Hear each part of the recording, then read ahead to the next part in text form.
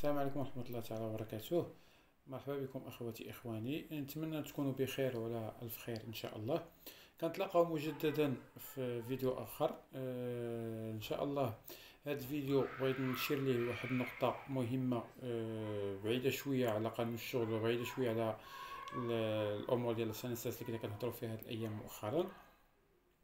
بغيت نهضر لكم على واحد التعديل كان جا في قانون الماليه ديال 2020 اللي كيخص الناس اللي عندهم دي شيك امبيي ولا عندهم لي زانسيدون سويتو شيك امبيي. دونك بالنسبه للناس اللي عندهم مشاكل في لي شيك، اللي عندهم دي شيك اللي كانوا عطاوهم ورجع لهم امبيي بور فوت دو بروفيزيون، ولا بالنسبه عندهم المؤونه غير كافيه، يعني ما قدروش يخلصوا دوك لي شيك، ما عندهمش لا بروفيزيون. فكان واحد القانون ضمناتو قانون الماليه ديال 2020 كيخص واحد لامنيستي ولا واحد الاعفاء اللي عن طريقه هاد الناس يخلصوا دوك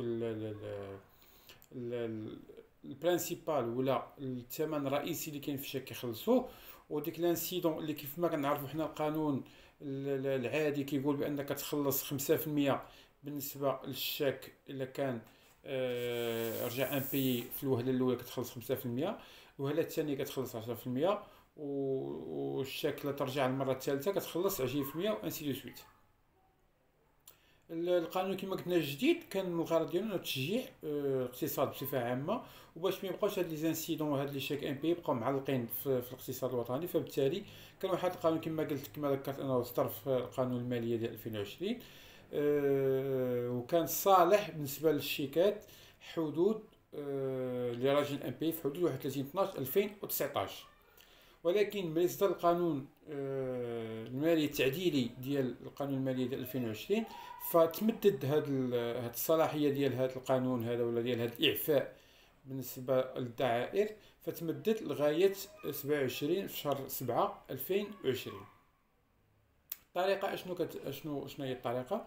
الطريقه هو انه كتخلص البرينسيبال ديال الشيك ديالك عادي، كتخلصو عادي. يعني مثلا واحد الشيك فيه 15000 درهم ولا 20000 درهم كتخلصها عاديه، وهذاك المونطون اللي كما قلنا كان سابقا 5% و10% و20% كتخلصها كداعيره، فهو رجع في حدود 1.5%. 1.5% مقارنه ب 5% ولا 10% ولا 20% هي حاجه مزيانه وافونتاج مزيان. يعني بنادم يحيدوا عليهم اللي عندهم شيك ام بي، وخصوصا اللي عندهم لي مونطون كبار يحيدوا عليهم لي شيك ما يبقاش معلقين عندهم. كيف ما كنعرفوا ملي كيكون عندك شيك ام بي ومعلق عند بنك المغرب، فبالتالي المعاملات ديالك كتولي محدوده. تقدر توصل لانترديكسيون ديال لو شيكي، ما يبقاش عندك على لو شيكي. وافترضنا بغيتي تستافد من هاد القروض اللي كانوا مؤخرا بالمناسبه ديال جائحه ديال كورونا، الا هضرنا على ضمان الاكسجين ولا ضمان الغولونس ولا الانطلاقه، فليزانسيدون كيبانوا للسيستم، كيبانوا لا بنك في السيستم، فبالتالي كيرفضوا لك هذوك القروض ديالك. كما قلنا نرجع نقول بان 1% من الثمن ديال لو شيك في حدود 10000 درهم بالنسبه للاشخاص العاديين، و50000 درهم بالنسبه للشركات. شنو كتعني بها؟ كتعني انه الثمن ديال لو شيك اللي عندك كضرب في واحد ونص. الا كنتي شخص عادي فالماجوراسيون ولا الانسيدون اللي غتخلص هو 10000 درهم بلافوني الا كان فايت 10000 درهم. كان بالنسبه للشركات فهو في حدود 50000 درهم مقدرش تفوتها، يعني كتاخذ الثمن ديال الشيك ضربه في واحد ونص. قل من 10000 درهم كتخلص ديك المونطون اللي كاين. كان اكثر من 10000 درهم فتخلص 10000 درهم. بالنسبه للشركه، بالنسبه للاشخاص العاديين، بالنسبه للشركات قلنا في حدود 50000 درهم. هذا القانون هذا يبقى ساري مفعول في حدود 31 12 2020. فبالتالي الناس اللي عندهم سواء اشخاص عاديين سواء شركات، فيحاولوا يستافدوا من هذا الامنيستي ولا من هذا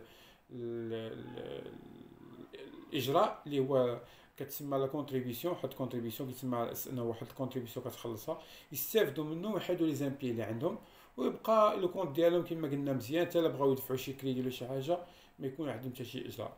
فبالتالي كما كنتوجه الناس اللي عندهم شيكات ام بي قدام يمشيو يقادوا المسائل ديالهم كما قلنا 1.5% في حدود 10000 درهم بالنسبه للاشخاص العاديين، 50000 درهم بالنسبه للشركات.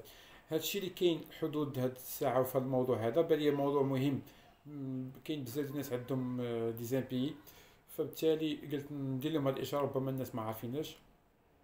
يستافدوا من هذا الوضع كما قلت في حدود 31 12 2020 في هاد 3 اشهر 4 اشهر اللي باقا، يستافدوا منها ويحيدوا عليهم لي زانسيدون اللي كيتسالوهم اللي كيتقلوا عليهم الامور ديالهم. نتمنى ان هذه النقطه اللي تكون مهمه تكون استفدتوا منها. نتلاقاو في حلقه مقبله ان شاء الله، مع السلامه.